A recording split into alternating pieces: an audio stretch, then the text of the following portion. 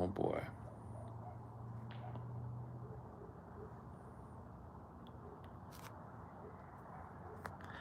Hello.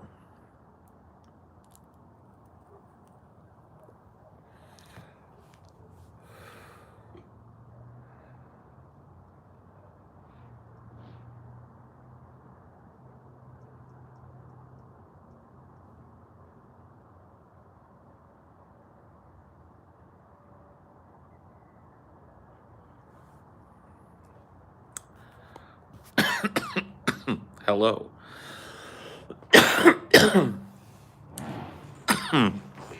Good evening. I'm okay.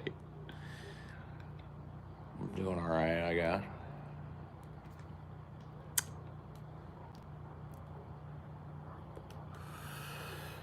Yeah. It is a nice sunset, no? The last little bit of it too.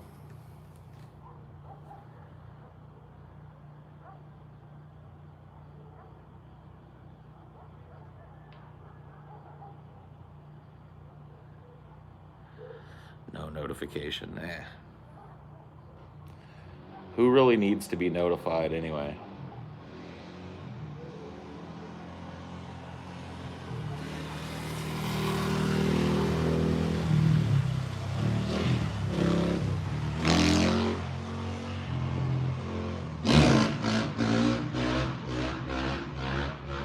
And I hope that kid fucking dumps that thing. Why did I say that? That's mean. He's doing wheelies up and down the road. I'm like, man, I hope he dumps that fucking bike. That came from a pretty harsh place.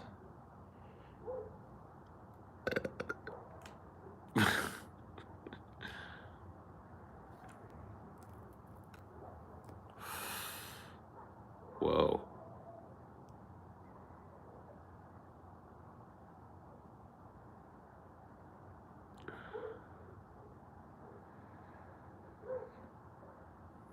Oh boy.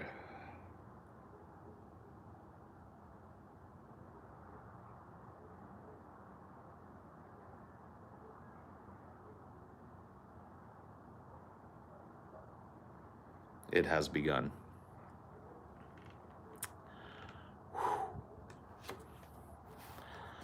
Nice. Got that nice warm tingle right in the center of the chest. A little butterfly in the stomach kind of feeling. You know what I'm talking about. You know what I'm talking about. Hello, little moth thing.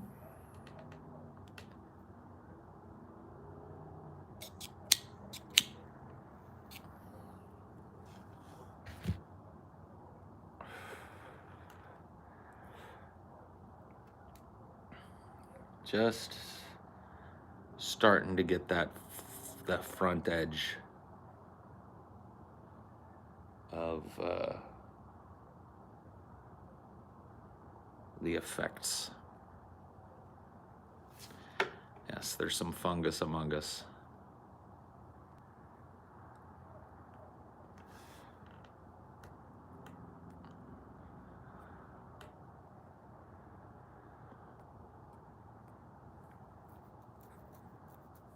May the sun's light grant you many blessing. Yeah. Have a fun time. Well, I'm hoping it's just kind of a chill time, you know? I've kind of wanted to take a little trip in this backyard in the evening time and nighttime for a while now. And so I'm kind of excited.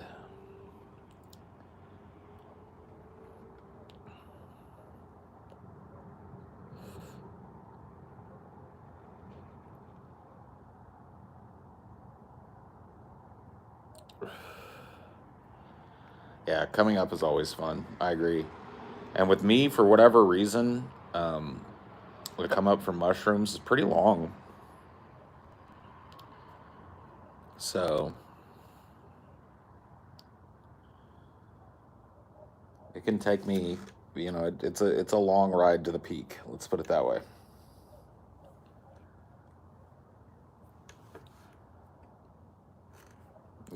you've never had portobello mushrooms?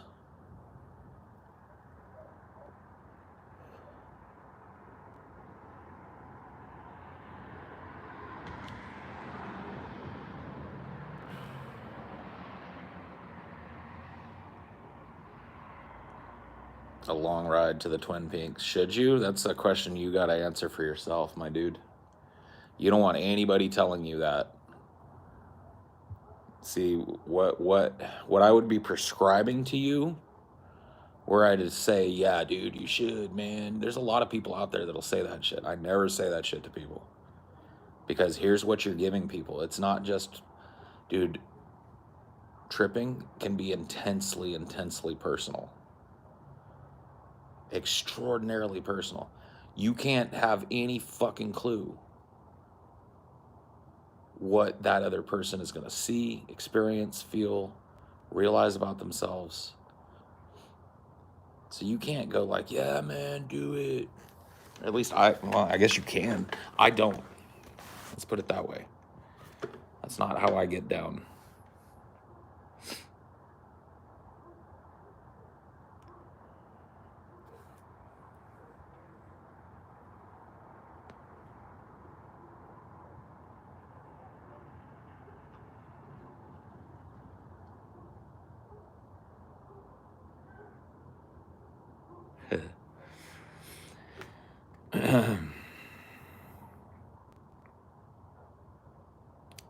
.3 grams of psilocybin daily.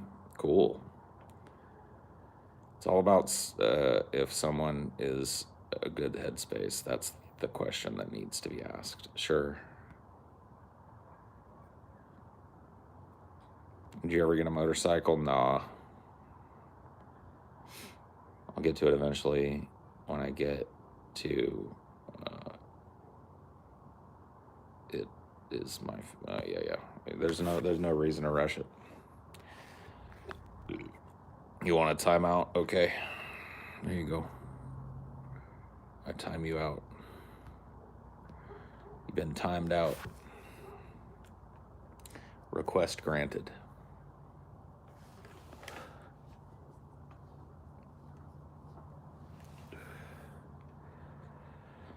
I like to hypothetically grow my own shrooms. It's way more personal that way. Yeah, hypothetically, that's what I would like to do one day in Minecraft. Is to maintain my own personal supply so that I don't have to worry about it. But for now, it's a rare treat for me.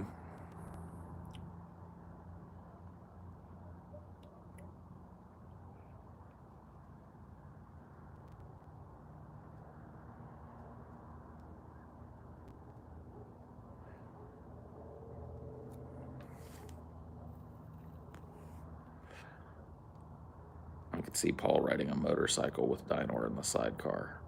Yeah, dude. I could see that too. Dinor's got like a little flight cap and goggles on. I'm riding them old school touring bikes with the fucking sidecar and shit. Hell yeah, dude. Maybe I will get a motorcycle.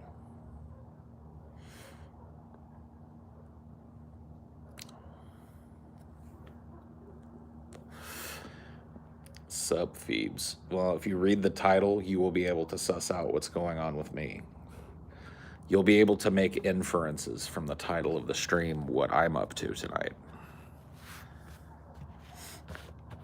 From the mines of Minolta.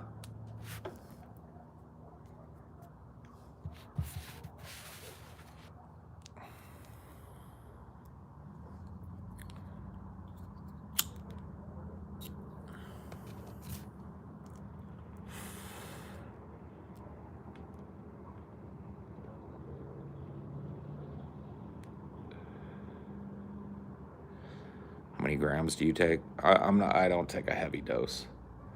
If I had a guess, I'd say about 1.5 grams or so.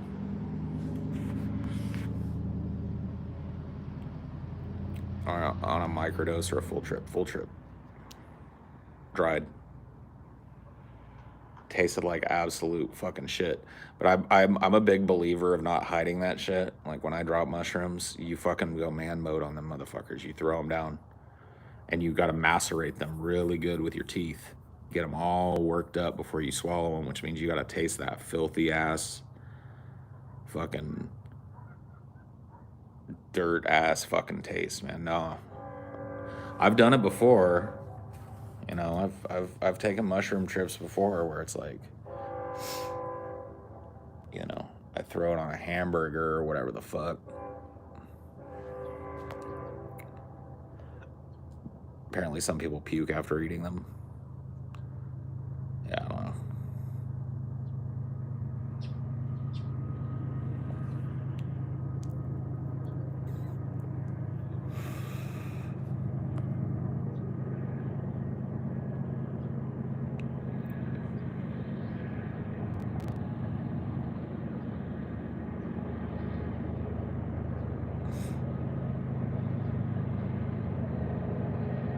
Fun bud. I'm gonna get a quarter after Texas with family.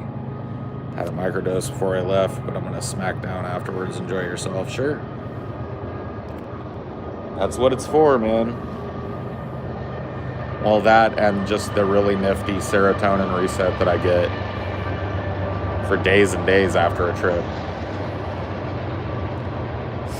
The way that mushrooms work on a depressive, well, not all, maybe not all depressives,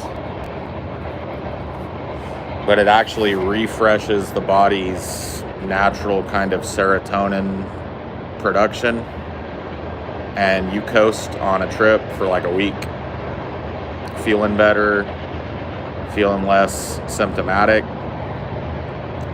And then there's, of course, okay. Then there's the positive effect of the trip itself, which is typically, you know,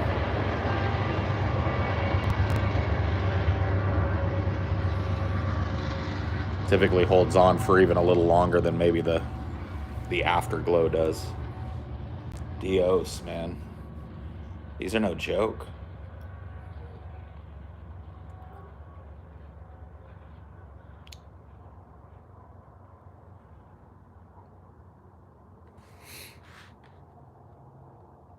It said psychedelics are a controlled substance, so unfortunately can't do much in terms of research how they can help people.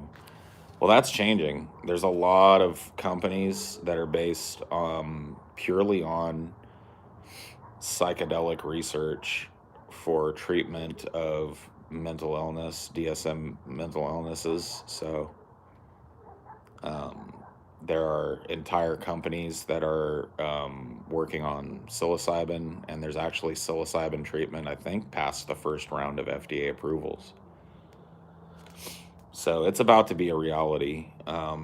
There's also people studying ketamine, Special K as it's known as a street drug.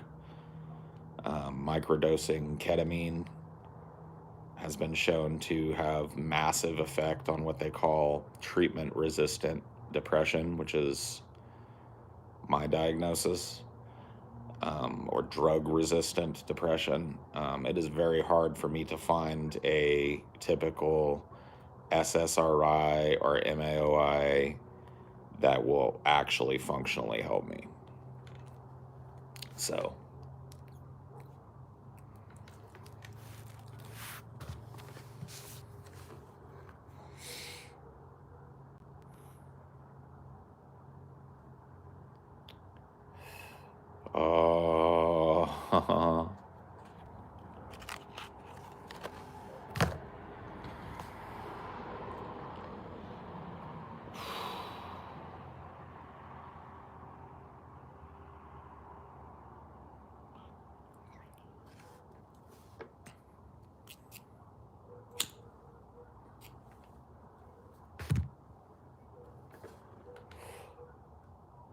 So I'm at that early point now where I'm starting to become very hyper aware of minute details that otherwise my brain would completely omit.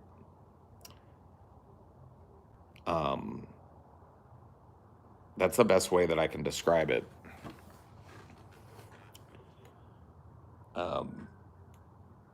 psilocybin in particular, so I've heard,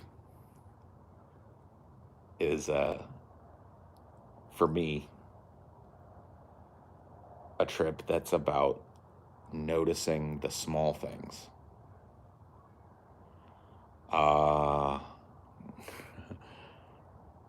And that's definitely well and truly started now for me, which is really cool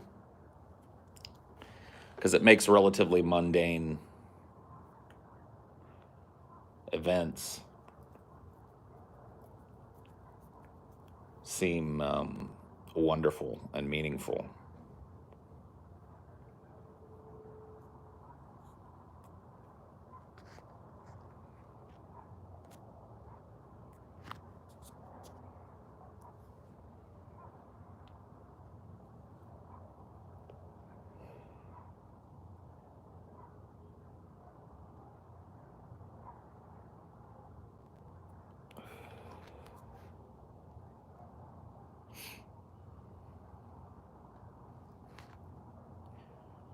What meaning do you find in reading the chat?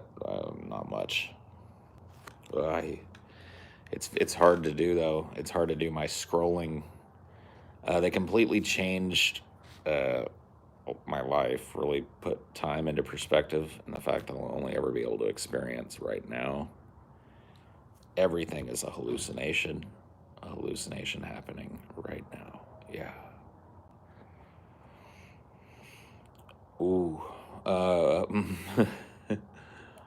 What do you think of the idea that when you see visuals on psychedelics, you're seeing a truer version of what reality is? I don't know. I do know that somebody earlier in the chat typed that it floods your central nervous system and makes your brain less efficient at filtering out so-called useless information. So things that we normally disregard because they're not important to our immediate surroundings become very, very noticeable. Whoa. What? Nothing. You turned the porch light on. Oh, did that startle you? Mm-mm. It was just cool. It's cool? Yeah, it was cool. Oh boy.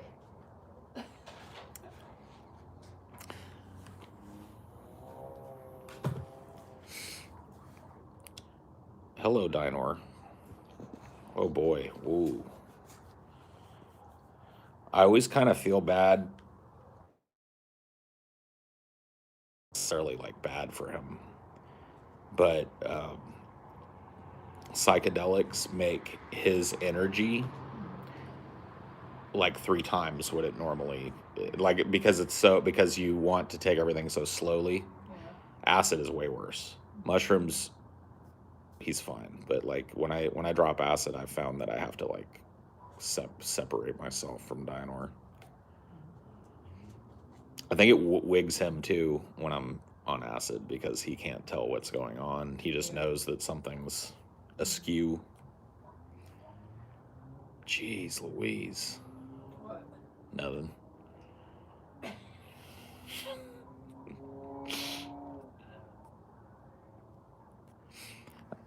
Trying to like verbally explain the come up of a mushroom trip for people.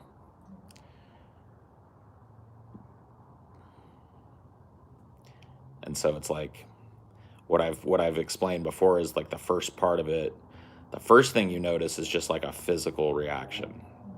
You feel like that kind of warm, tingly kind of feeling in the pit of your stomach, maybe a little bit of butterflies in your stomach. That's like it's phase 1. And then phase 2 is when the roller coaster starts climbing. And all it is really like your brain starts to pick up on tiny little details and things that you normally disregard. Somebody in the chat said it's like your brain is flooded with serotonin, and so it has a harder time disregarding what it normally perceives as irrelevant information. information. Right. Or just like minute details that it makes like kind of like a amalgamation of them usually, because you don't need to see every leaf on a tree, or you don't need to see every little sparkle off of every little reflective thing, and it kind of tears that back, pulls the curtain off of those things. It's like somebody drove by in their car just now before you came out, and light reflected off of the RV window. And that's probably something I've seen 1,000 times. That RV has been parked there forever.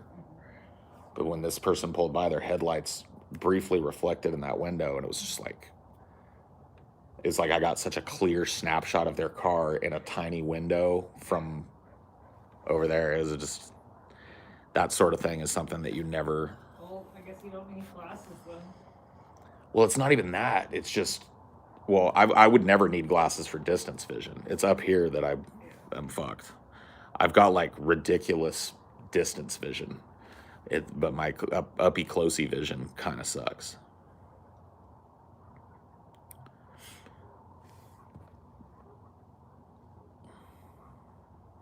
So you need to be high to see the comments. Are we irrelevant to you? What? It's like a minute paranoia that it induces? No. There's nothing like paranoid about it. It's just really a sense of like, I should be looking around. I should be observing things. I should be.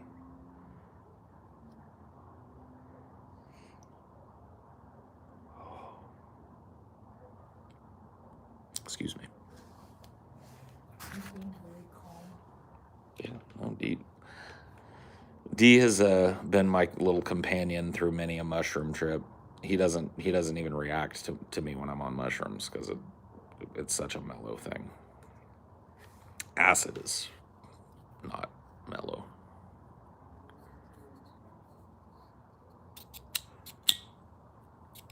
You feel more primal on mushrooms. I don't know about primal. It's just a sense that I don't know, there are details about things that you don't notice. It's not a paranoia. It's just like kind of a euphoric, like a minor euphoria at seeing things that you've never seen before in a place that's familiar.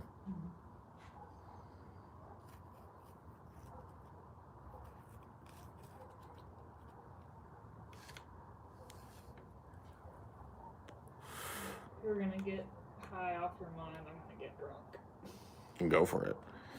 I don't think I'll be off my mind, but drink it up, baby.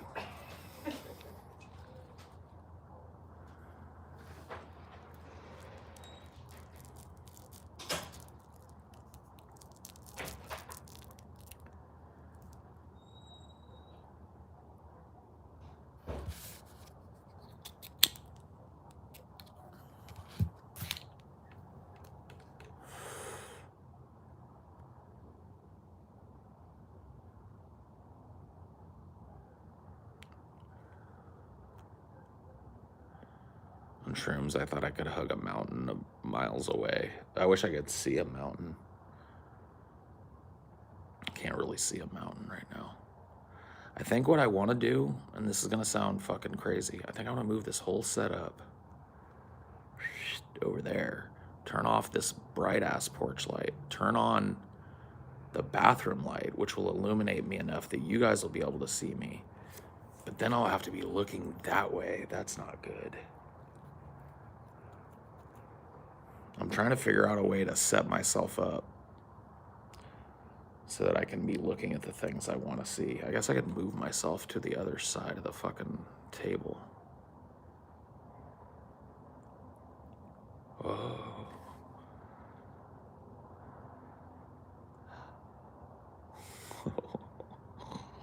Okay.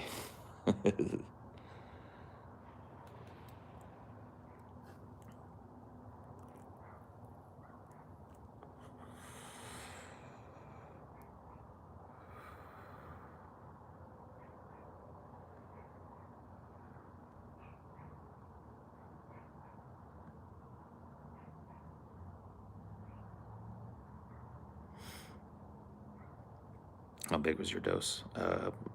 About a gram and a half, I'd say. 1.5 grams.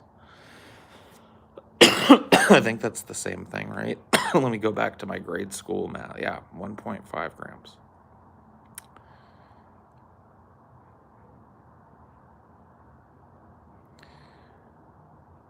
Tell us a story from your childhood while you're like this. Well, I can't just pull a story out of my ass.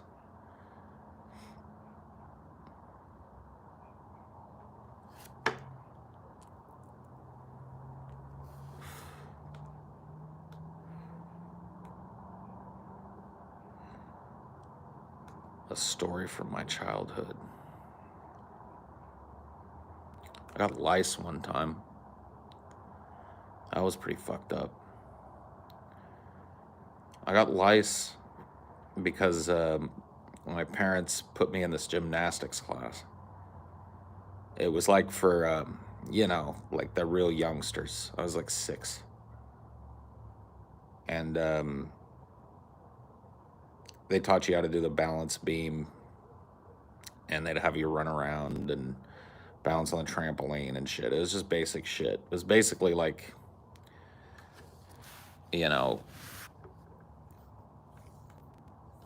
babysitting, but with activities. And one of the things they had was this foam pit where you could jump on this trampoline and do flips, and you just land in this big swimming pool, basically, of foam. And so you could do whatever you wanted. It would just cushion your fall. And so that was every kid's favorite thing, was we would all get to go jump and do a flip into the foam pit. Well, as it turned out, one of the little kids that was in the class with me on a particular day had a case of the piojos. He had piojos. He had lice.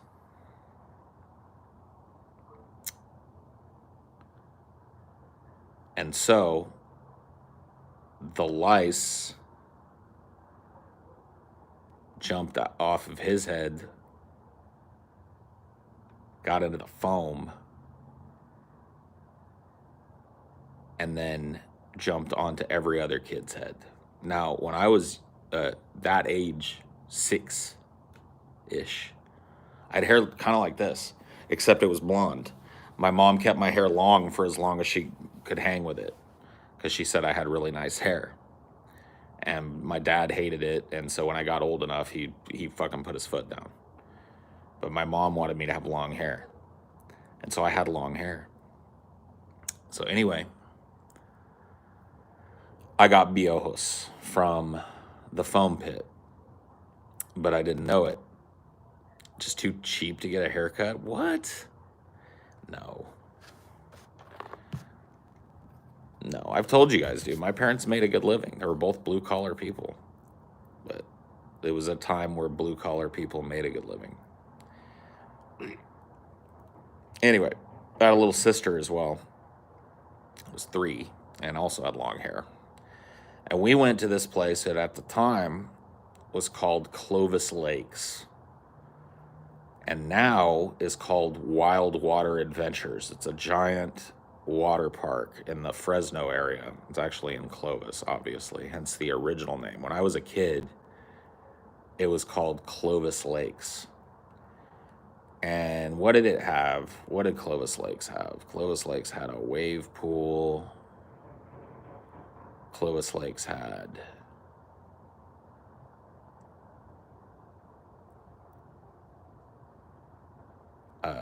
this thing called the Black Hole, which was just basically like a tube that was wrapped in black, or was totally black, so it was totally dark inside of it. And you would go shoosh down this like really steep thing, and it'd spit you out at the end. There was a bunch of different water slides, you know what I mean? It had all that shit. The drop-off one, where you got on like a sled and went, and then you would skip on the water. Anyway, we went to that, and my mom said the whole way there, she noticed that both me and my little sister were just kind of like absent-mindedly sitting in the car like. She said she looked back in the back seat and she saw us both doing it at the same time. We were just like, and so she watched us that whole day at Clovis Lakes, going in the wave pool, going in the slide and shit. And she said she caught us all day scratching our heads. And so when we got home, she was like, come here, I'm going to check you guys. She checked us, and we had a major case of the biojos. We had adult lice, which, like, that's different. That means there's a whole ass life cycle going on up there. You know what I mean? It's different. Like, when you catch lice early, all you have is the little nymphs. You know what I mean? Because one fucking adult louse came along and laid eggs. But when you got adult ass lice living in your head or on your head, that means there's a whole fucking ecosystem up there. And so basically, like, there's a special shampoo coupled with a special comb called a knit comb. And it was just a series of, like, first of all, everything that you own has to be washed and sterilized if somebody's got lice. So your whole fucking couch, man, it's making my fucking, why am I telling this story? It's giving me fucking psychosomatic head itches. But yeah, you got to sterilize your fucking couch. You got to pull all the sheets off of everything. You got to get rid of your pillows and buy new pillows, and it's just fucked. You got to clean everything, bleach everything that you can. On top of that, you've got to be super fastidious about cleaning it up, unless you want to just shave your head. Like, that's an option. But my mom didn't want to shave our heads. Like, I guess she could have with me. It wouldn't have been that big a deal. My little sister, probably would have been a bigger deal for her as a little girl to have to run around with a shaved head. But me, like, I don't know. I don't remember caring.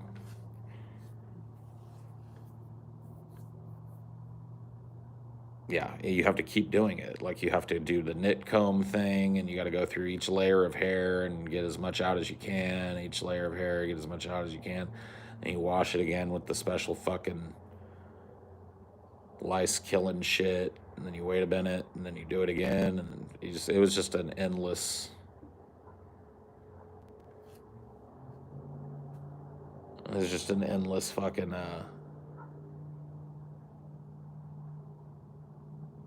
fucking ordeal getting over it. Oh my god, dude, I just remembered something too. When I was little, a bird killed itself. It flew into my mom's sliding glass window that came off of her bedroom onto the back porch. I was home, and I remember when you're a kid, everything sounds bigger and scarier than it is, because it really is. You're tiny, you know what I mean? And on top of that, your brain has got an extra developed fight or flight thing, because you really can't do much else. So you have a low startle point as a child for a reason. Anyway, I remember I was playing and I heard this, what sounded to me like, I don't know. To me, it sounded like somebody had kicked a door down or something. It was just this loud thump.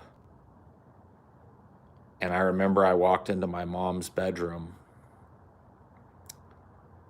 and the door, the sliding glass door of her bedroom was cracked, but it was made with safety glass or whatever, glass that held together.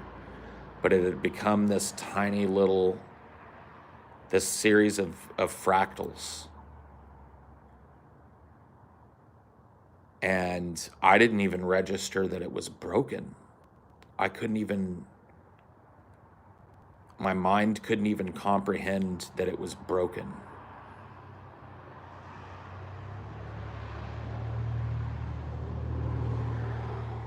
And then when she came home, she went into her bedroom and noticed it. And she came and got me and started to scold me for breaking the window. And I told her I didn't break it. I heard a loud noise and I came in. And then we went outside, and there was a blue jay, or a scrub jay probably, just laying there dead. Just such a clear memory, you know, and I was very little when this happened. I was probably 4.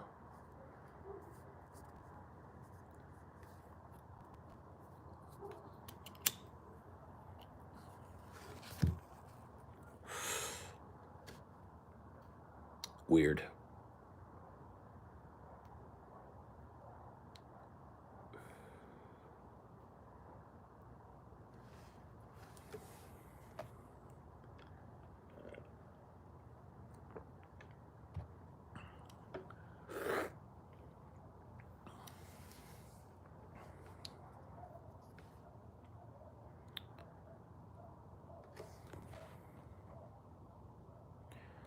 Was that some theater monologue? No, that's just my memory.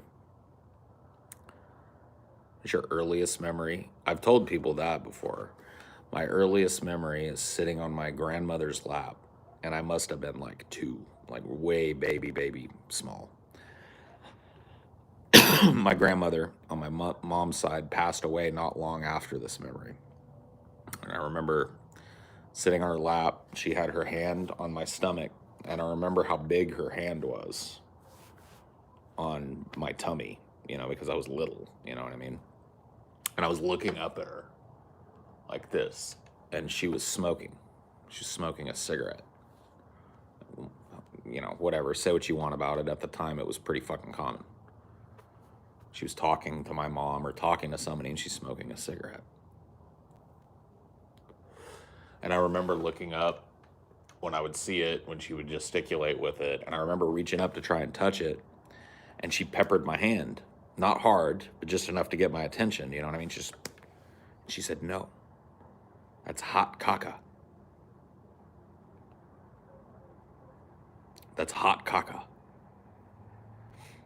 How do people remember being younger than 10? I have almost no memories from being younger than 10 either. I'm sharing with you like the very few little snatches of clear memory that I have. I probably have a dozen, maybe 10, a dozen memories that I would call like clear memories from childhood. And some of them are just brief little flashes of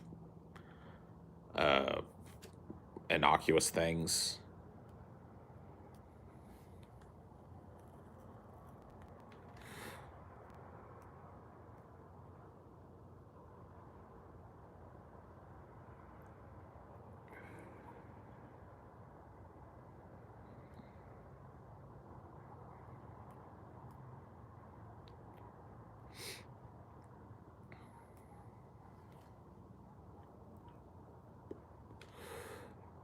It's pretty much the same for everybody. And even those memories are wildly tainted. Whoa, those memories are wildly tainted. If by the kind of erosion that happens, the brain is like any other storage device, right? It has a limited capacity for memory, especially mundane events, right? And so it discards most of your day, only hours after it ends. You know what I mean? And the way that it stores things that are meaningful in one way or another for whatever reason is not completely fully understood.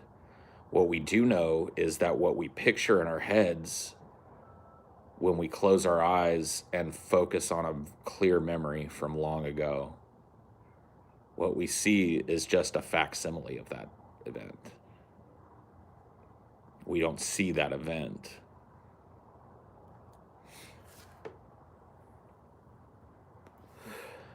And the older you get, the more that distortion matters. It's like a game of telephone, right? You guys ever play telephone when you were kids?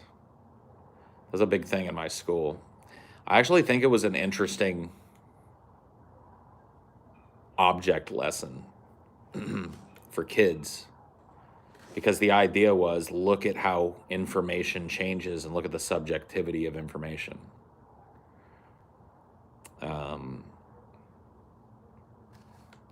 And I did that as a young kid. And that's really what memory is like. The more times you access it, the longer it's been in there, the more your brain fills in the gaps. And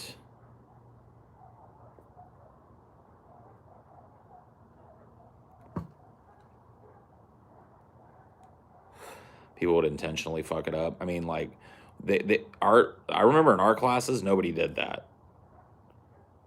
Like, they would tell us, like, if you can get through all 50 people, they would put like 3 or 4 classes of us together, you know what I mean?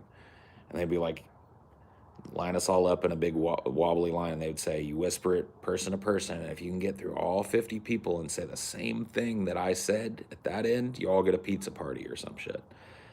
Nobody was ever going to win the pizza party. You know, the point is that that information, it the more brains it passes through, the more the context changes.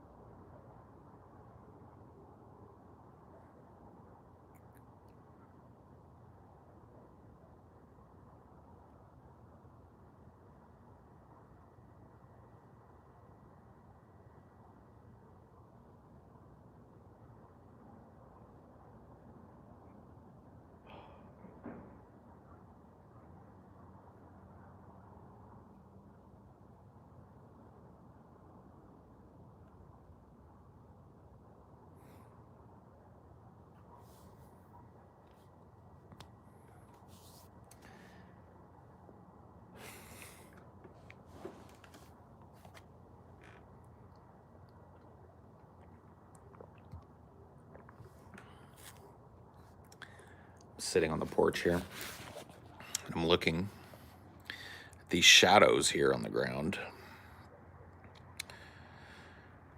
Something that I've never noticed before. Shadows obviously created by the artificial light behind me and the porch light over there. And they're not completely static. They're not still, because the light coming from the bulb there has a minute flicker to it. So does the bulb here. You know, the light oscillates at, you know, in a way that our eyes normally don't perceive, because there's 2 sources of light. There's a minute shimmy in the the shadows, and it was really interesting for a moment.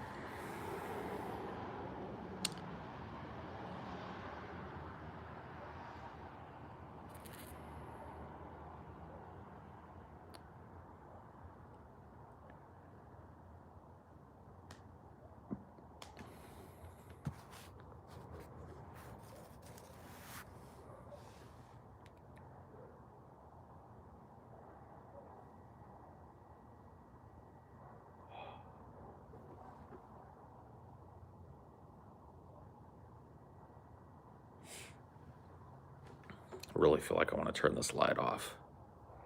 That's going to make for a very dark stream for you guys.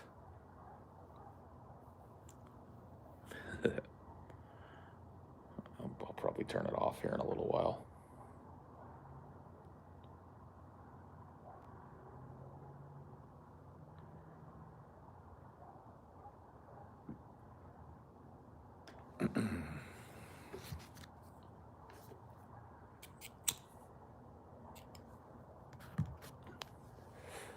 Candlelight, huh? I don't know if candlelight would work. I don't know if we have any candles, to be frank with you. I think maybe we do.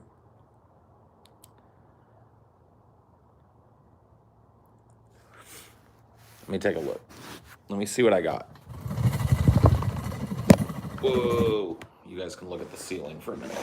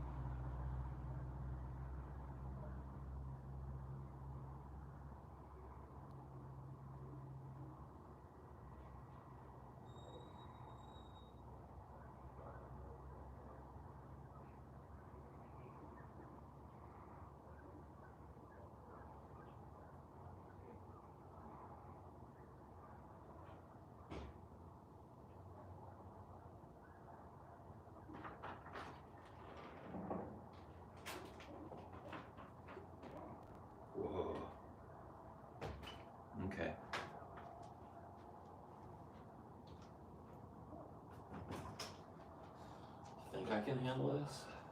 Let's see. Just gotta navigate. My eyes are not adjusted yet to the dark. Okay, we're fine. Whoa. This was a good idea. This worked out.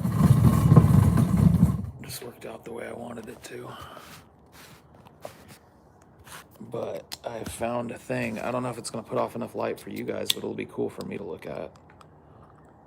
I found a candle. There we go. Problem solved. For now, at least. Candle has been burnt a few times, so it doesn't have, it's about halfway gone, as you can see.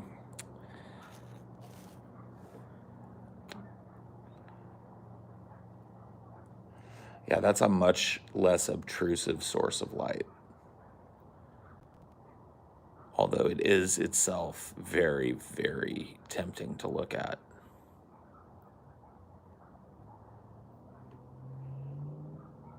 But I think it'll also allow my eyes to fully adjust to this nighttime. I really kind of wish I was tripping last night. Last night we had this big full moon, and it really like illuminated this whole backyard. But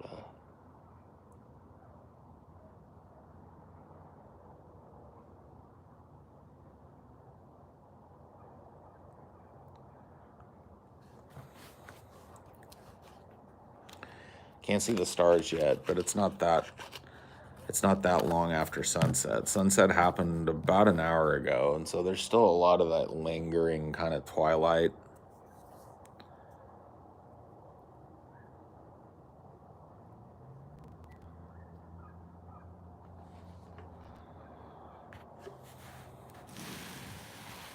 Set this off over here.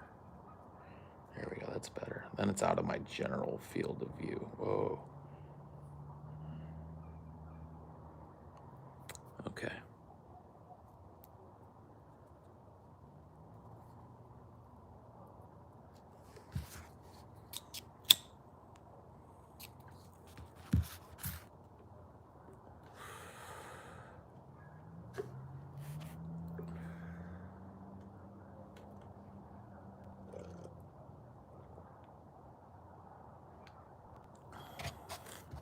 I don't want to talk no bullshit about politics tonight, bro. We can talk about politics, but I don't want to talk about like general ass. What do you think about this group of people? I just don't want to do it, dude. I don't want to do no general ass fucking shit. Like, I'd rather just sit here and fucking look.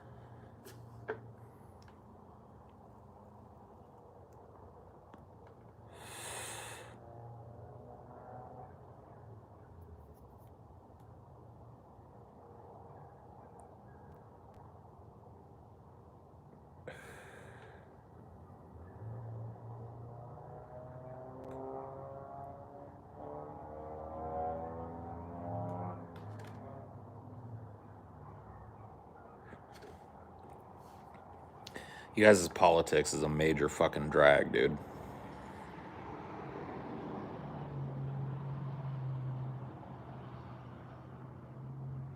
You guys' political fucking bullshit that's what's on my mind. Is just how, in general, political shit is a fucking total.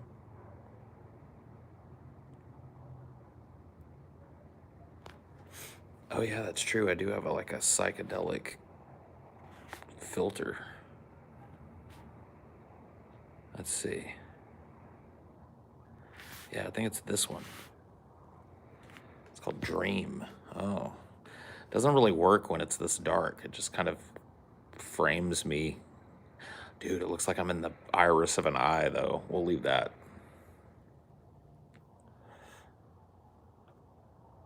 Yeah, dude. I feel like, and I felt this way for a long time, and maybe it's just general fatigue at arguing with people, some of whom are arguing in earnest, and some of whom are just trying to trigger the saltiness, just trying to get themselves a little salt. But I felt for a long time that, like, arguing the point with people who have made up their minds to live in delusion is really, I don't know, dude. I feel like it's not, there's probably a lot better things I could do with my time. Shit that doesn't inspire immediate rancor and bullshit in people's minds.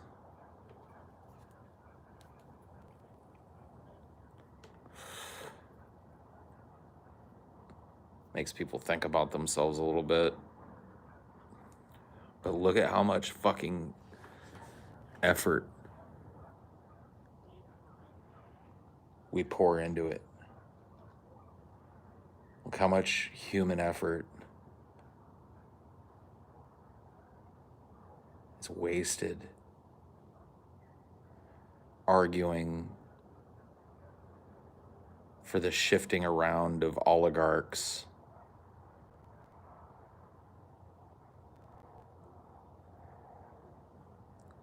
rancorously going at each other, bro.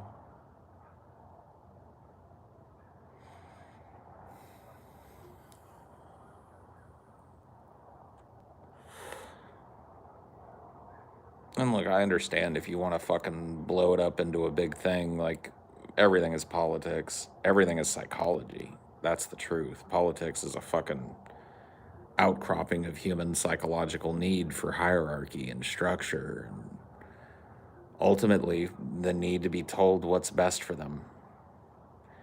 It's very tribal, right? And so it's very deeply rooted, but man, the way it expresses itself in the modern day, it's just so banal and shitty and rancorous, and it fucking sets, like I said in a stream, I don't know when it was, some indeterminate amount of time ago, it sets brother against brother, sister against sister, mother against father, you know, parent against child, friend against friend. It burns bridges. It makes enemies of friends.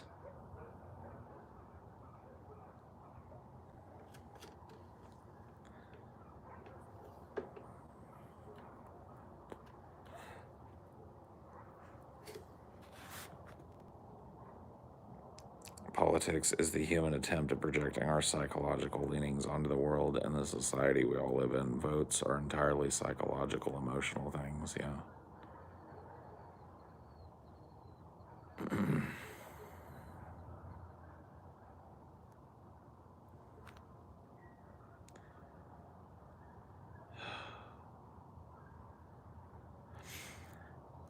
This is slightly off topic, but I think it's adjacent. I really feel like I'm being spoken to out here tonight in a way that I don't normally feel. The way that the light breeze is whispering through these leaves out here and the dryness of it all.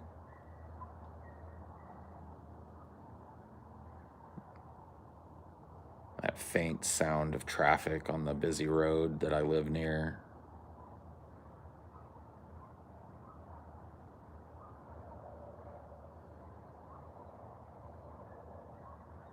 The dogs yipping in the background.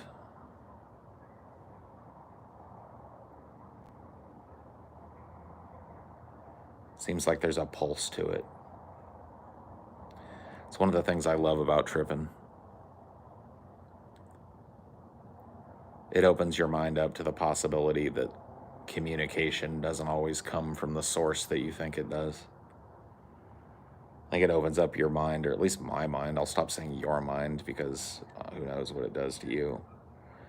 But one of the things that I find most interesting about it is how it opens up my mind to the possibilities of things.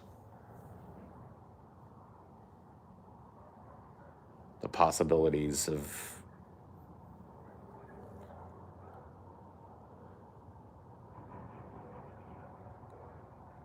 redefining the definitions of things, I guess. Or expanding the definitions of things, like communication, to include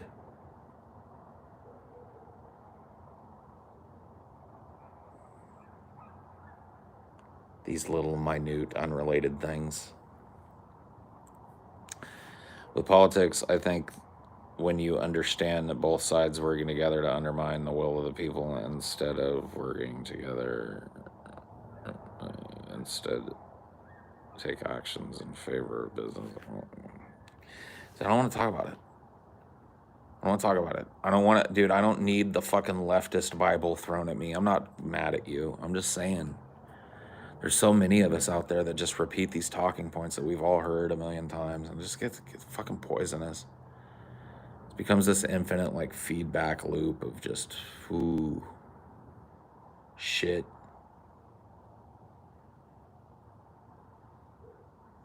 I know where I stand on things. You know where I stand on things. I don't need to hear fucking philosophy 101 or poli-sci 101. Believe it or not, I took those classes and passed them. I'm no fucking Joe College or whatever the fuck, but I have some under my belt.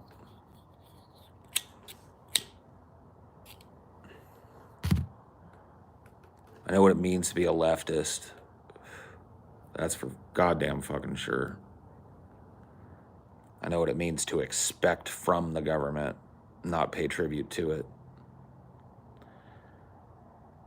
I know what it means to be an agitator, philosophically speaking. A gadfly.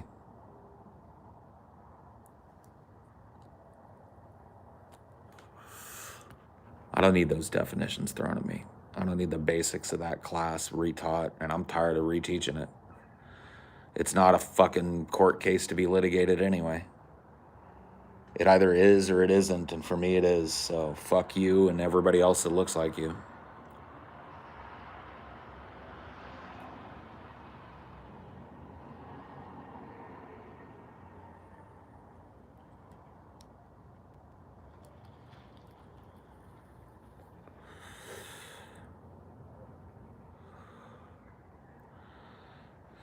I mean, there's definitely diversity.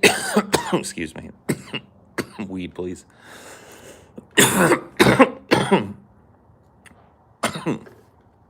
There's definitely diversity of opinion here. Not everybody that watches Highdeology is an anarcho-primitivist, leftist, super leftist, revolutionary type.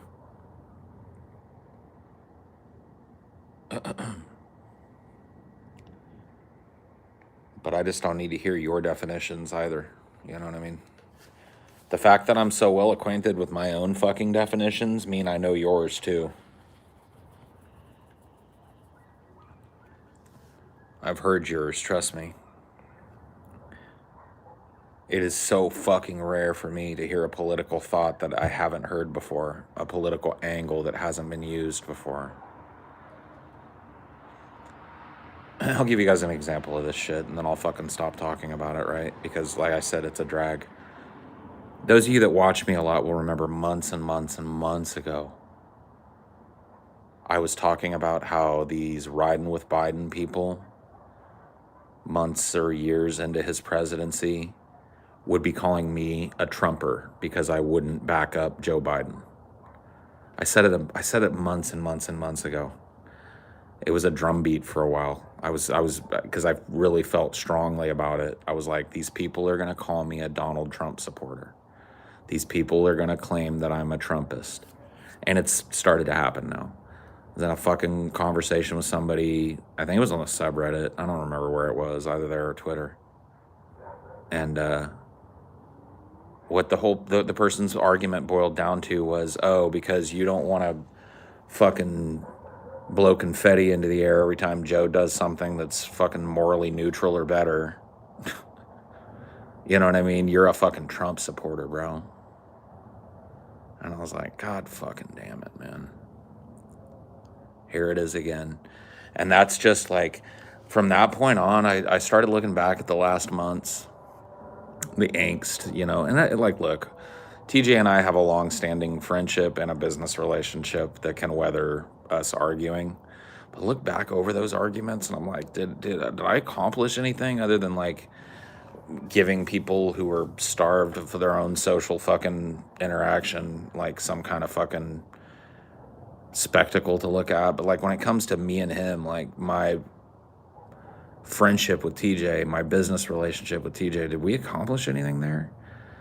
Looking at it as a political exercise or a philosophical exercise, was either one of us moved? Maybe the answer is yes down the line.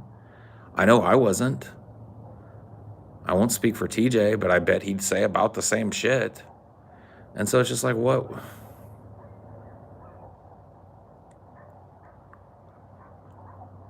is a rancor worth anymore? You know? At least when it comes to this partisan shit. Like, it drives me fucking nuts. It drives me literally nuts that smart people are still hitching their wagon to this fucking weirdo, toothless oligarch fucking kid sniffing. Like, but ultimately at the end of the day, dude, they're like me. The harder I push back against it, the more they're gonna fucking bite down on that brass ring, you know? And I'm just sick of fucking arguing with people about it.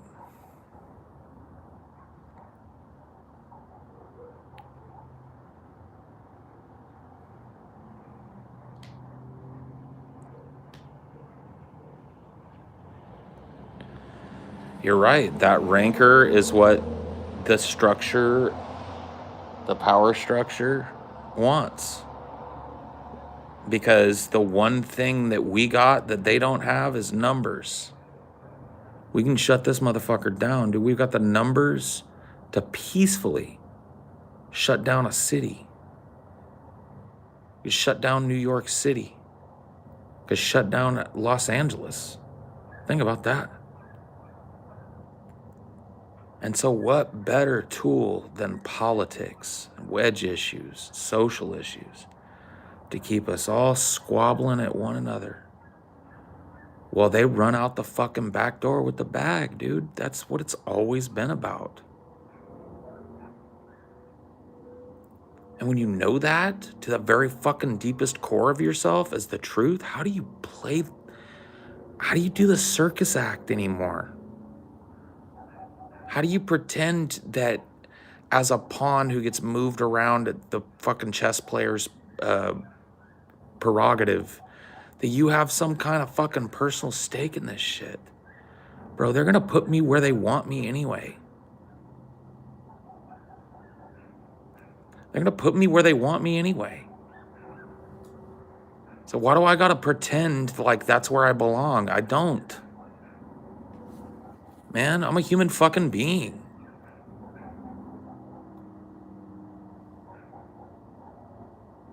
And so are you. You're not a unit of labor. You're not a voting block. You're not your fucking heritage or your racial background. You're you're a human. Every last one of us, like our own fingerprints tell the tale, dude. No two fingerprints are the exact same. No two human beings are the exact same.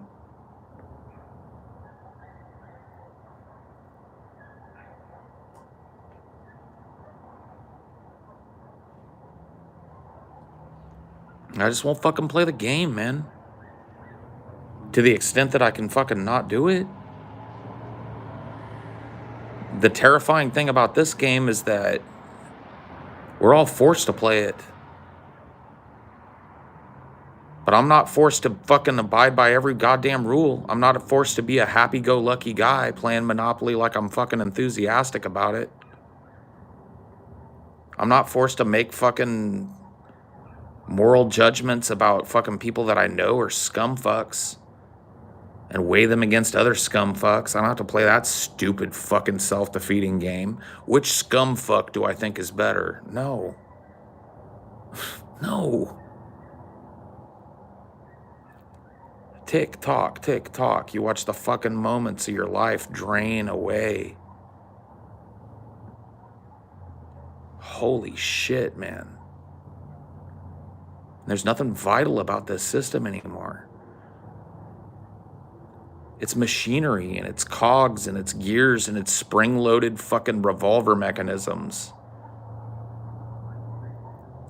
The humanity's been drained out of it, and we're all a part of that now, and it's like this political angle is like playing along with that. It's like being okay with it.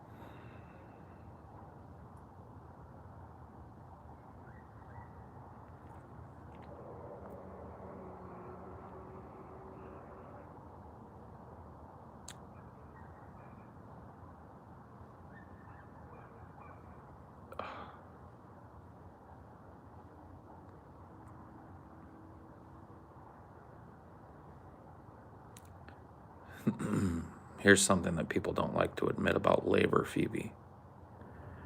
The ultimate goal of labor is to eliminate labor. The ultimate goal of labor is to strip the power from the owner-operators and bestow it upon the fucking people that make things. So labor becomes ownership. Labor becomes investment. Labor becomes solidarity. True solidarity with the distribution of goods, the invention of things. That's what labor is about. Labor is not about getting a better fucking work week. That's an increment. Labor is about stripping the people that fucking give you that work week, telling them when to work. That's what labor's really about. That's why it's such a frightening subject for people that are on the right. And it's such a frightening subject for a lot of people on the left as well.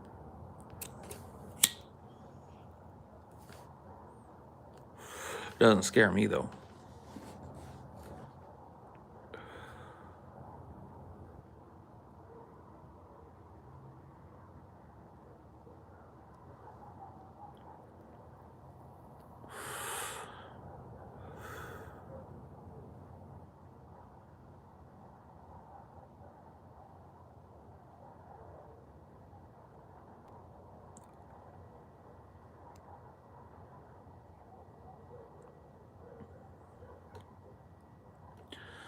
I'll tell you they fear it. I don't know if that's why it's made into a political issue, but I'll tell you that the powers that be, and when I say the powers that be, I mean corporations, bureaucracies, government agencies, foreign and domestic, law enforcement agencies have done everything they can to keep people from getting together and taking over these fucking factories because they know that we can at any moment.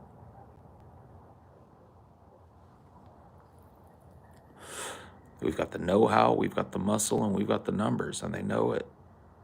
And so they've done everything in their fucking power to keep us subdued and cowed.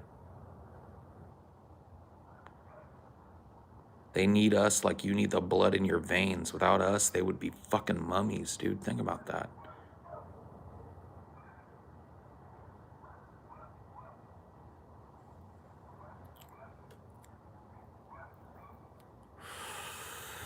They won't need us for long, though. That's what you say.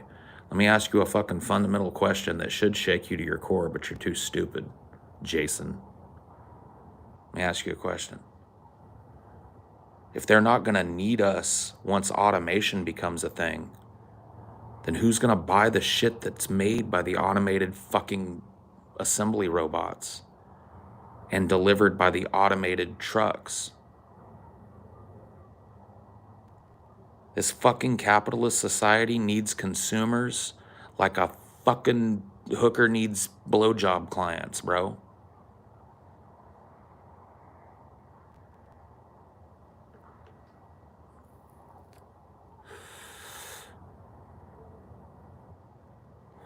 They need us no matter what. If they didn't need us, they'd have killed us all a long time ago.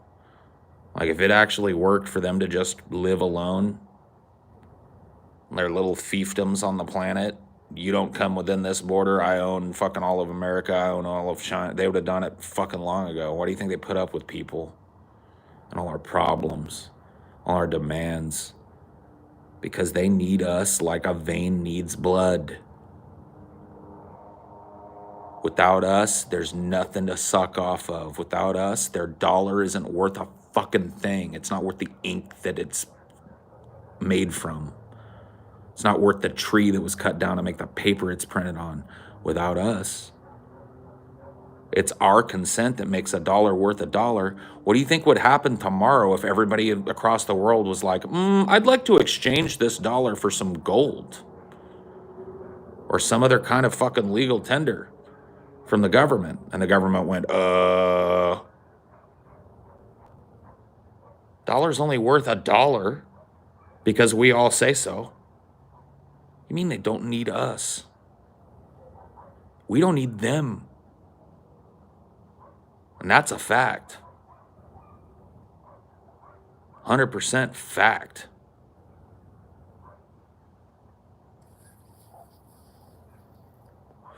Without us, there is no them. Whose shoulders do you think they climbed up on to get where they're at? These motherfuckers, you think fucking a dork like Steve Jobs would have clambered his way up to the fucking top of any kind of social hierarchy that wasn't based on computers? That motherfucker would have been selling fucking booze at a liquor store his whole fucking life. That weirdo nerd Jeff Bezos. You think Elon Musk would have been worth a fuck without his mom and dad's fucking emeralds stuffed in his pockets? You gotta give me a fucking break here, people. Emeralds, by the way, that were pulled up out of the ground by fucking pseudo slave labor in South Africa. Fuck these people.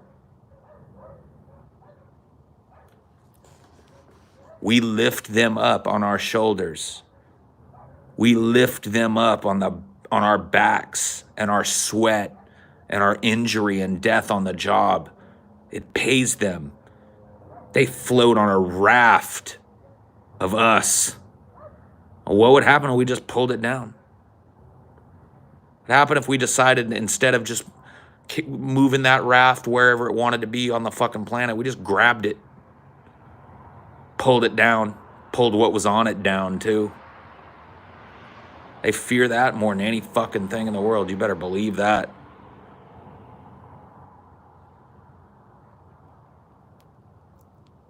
Because they know that without us, they don't exist. Their dollar it ain't worth shit.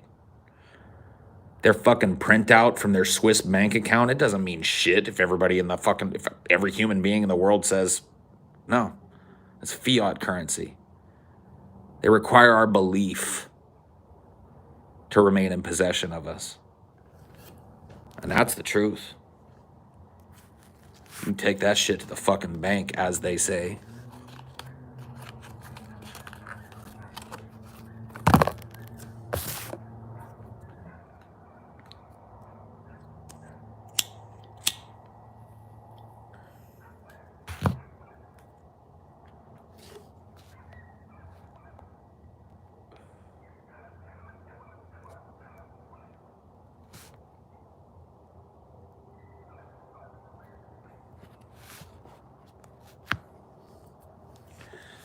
Up the level of discourse? What do you want? Why don't you up the level of discourse, bro? Because if you think that everybody's got that fucking fundamental down, you're wrong. Because if they did, they would have tore these fucks down decades ago. Never would have let them fucking appear in the first place. So up the level of discourse yourself, bro.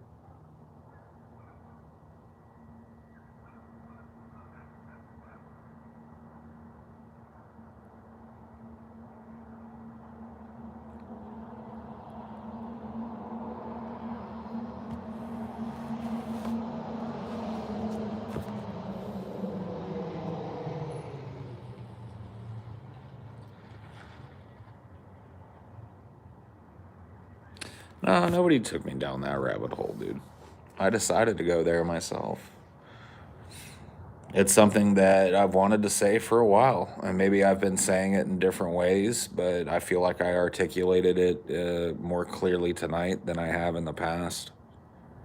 And so you can take that one to the bank. You know, it didn't fucking, don't worry about me.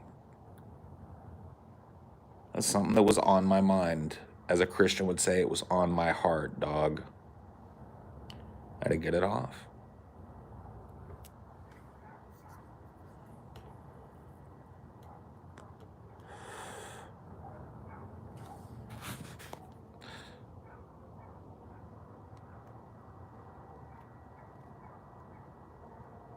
It's hard living in a world where we can't take off the glasses.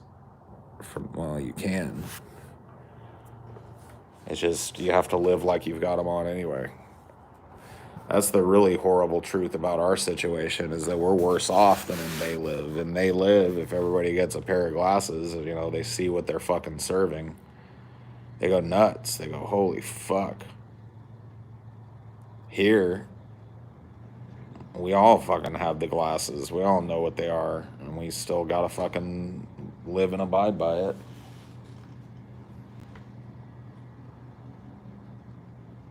We still gotta trust and believe it.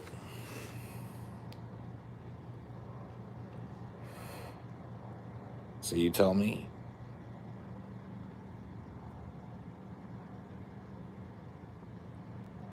Who had it worse? The people in They Live or us?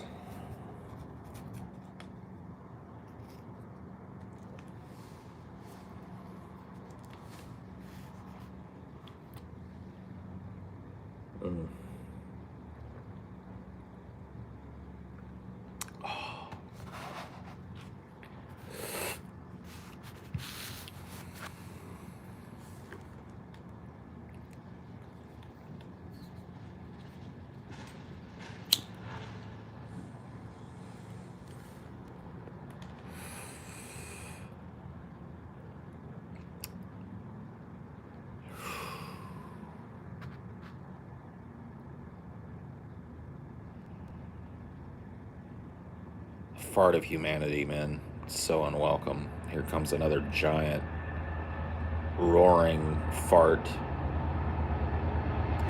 At least this one drowns out the rest of the fart.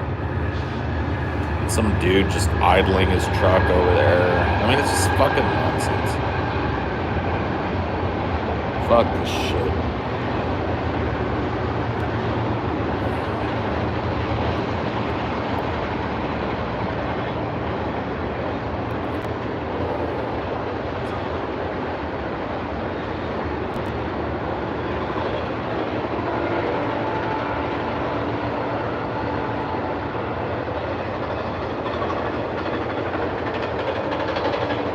Monkey go bang. Monkey go chugga chugga. Monkey make goods. Monkey go shippa shippa. Monkey sell goods. Monkey go buya buya. Monkey earn money for goods. Monkey go worka worka.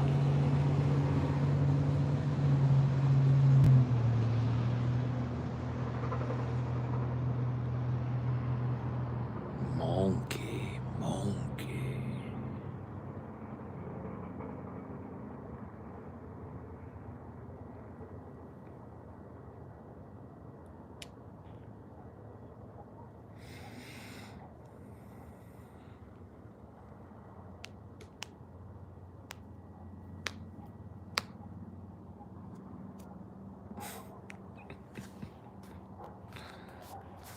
Oh boy. Whoa, this really does nothing. Neither does this. Just looking at some of these. See if they actually do anything. What does dance party do? Oh shit, yeah, there you go. That's the one that gives you guys tracers. There you go. Deal with that.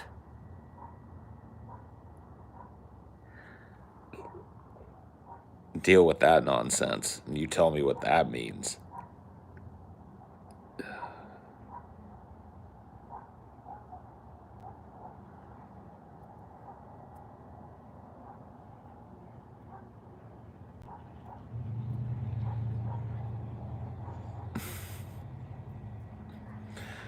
One monkey grow banana, one monkey pick banana, one monkey ship banana, one monkey label and clean banana, one monkey sell banana.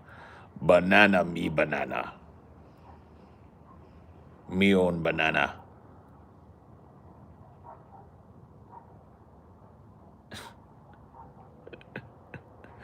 Banana is my banana. Oh.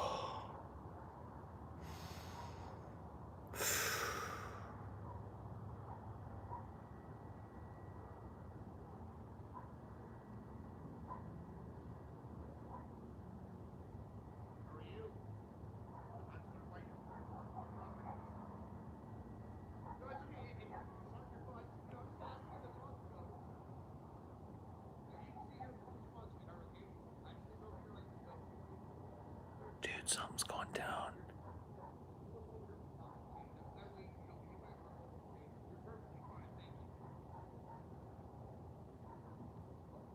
Something's going down, yo.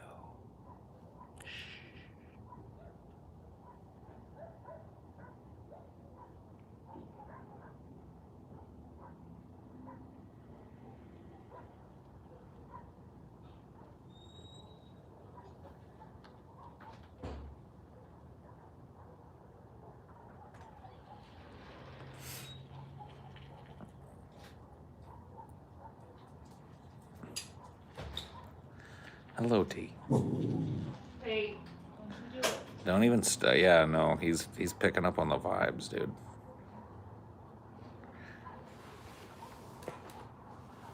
Acting like he had to go. Some dudes pulled up and were just like parked on that where they're building that house, like just like idling their truck. And some dude just like strolled up and was like, "What the fuck are you guys doing on my property?" I was like, And then they said some shit and they drove off. It's like, say what?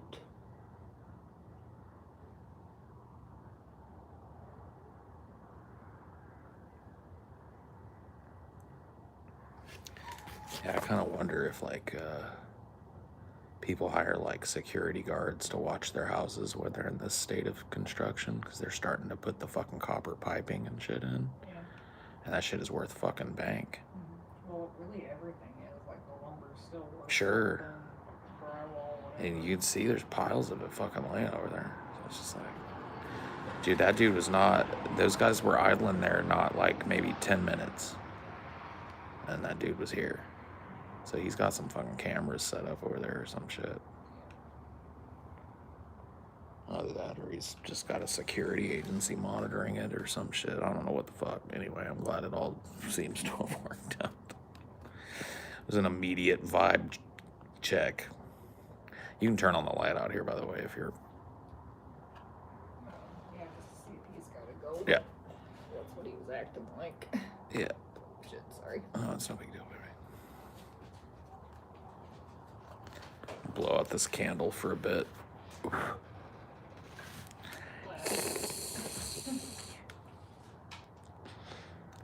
I have a weird dance party filter on, and it looks very strange now. Yeah.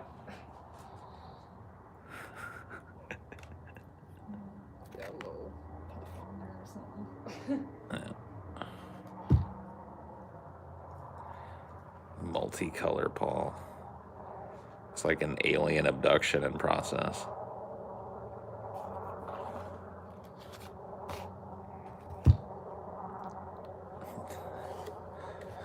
Techno.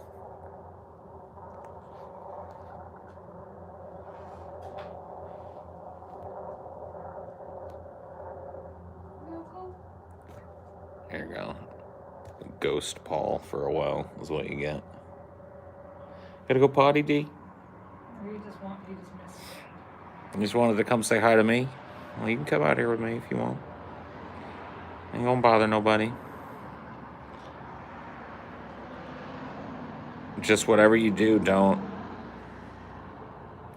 walk across the street. Serious business going on over there. I look like Noam Chomsky.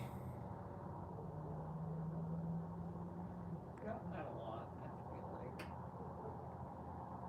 Why though? He doesn't even have a beard, really. Well, sometimes he does, I guess.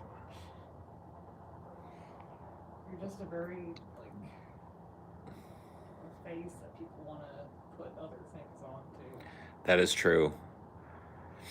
That started almost immediately when I started coming on the Drunken Peasants as a guest. Dude, people started memeing my face immediately. I remember before I was ever even offered like a part-time gig there, some dude made this hugely elaborate drawing of me as like this fat homeless dude laying in an alley. And it was, dude, he must have put hours and hours and hours of work into this shit. And I was just a dork that came on that show. And looking back on that now, that had to be an indicator of where that show was going. The fact that people were so rabidly fucking into what it was presenting that they were like putting all those hours into it just for like a guest. Yeah, just no compensation and nothing. Here you go. They just posted on the Facebook group or whatever, and Ben would pull it and use it as a thumbnail. You got that draw? I don't know what it is facially wise. Just something about my face, people. Memorable, but also like Weird. flexible. Flexible. Yeah. Livable, drawable. Yeah, but like general enough that you can put it on anything. Yeah. Or at least people think you can put it on anything. I don't know if I agree, but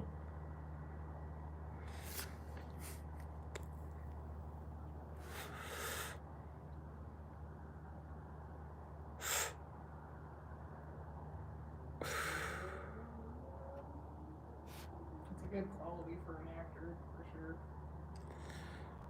well,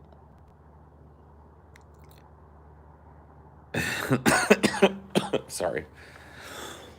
I don't know if what I do now I would call acting, but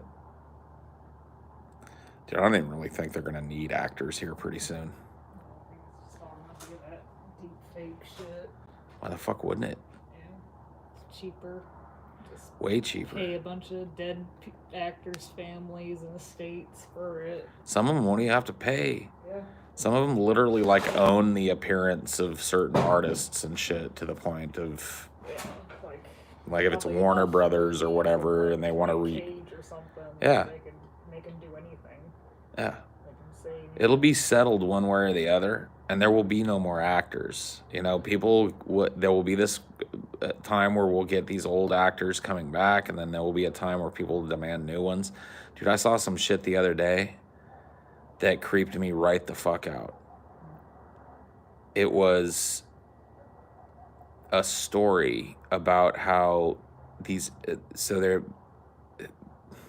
can't remember what it was. Some company, Chinese company, has created fake people to be Instagram influencers. Oh, yeah, you covered it on Flashback. Yeah. Dude, I started thinking about that the other night, and I was like, this is it. And then there's been the same, like, AI voice actors, too. Yeah. It's just like all that shit could just go bye-bye. Yep. They just make like an amalgamation of all the people's voices that they want it to be, and they tweak it and make it perfect, and now you don't need a voice actor.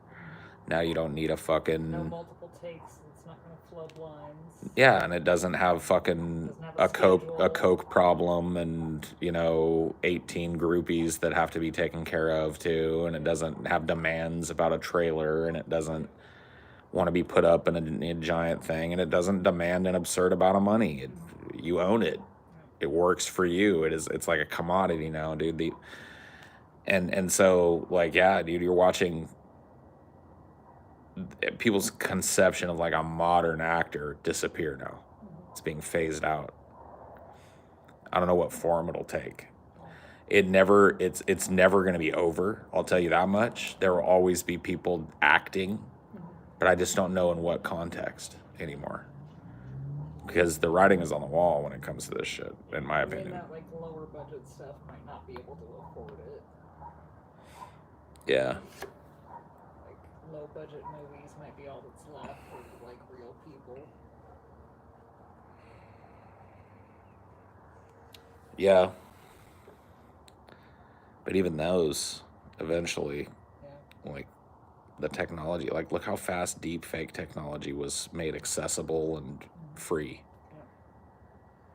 So the technology that these studios use will eventually trickle down to even the lowliest of aspiring guerrilla filmmakers. Well, like, I remember, I think, like, that Star Wars movie or something, someone, like, redid the deep fake that they thought Star Wars didn't do a good enough job, so they, like, redid it. Yeah.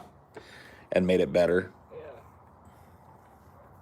It's like, crazy. Well, I'm done with this shit anyway.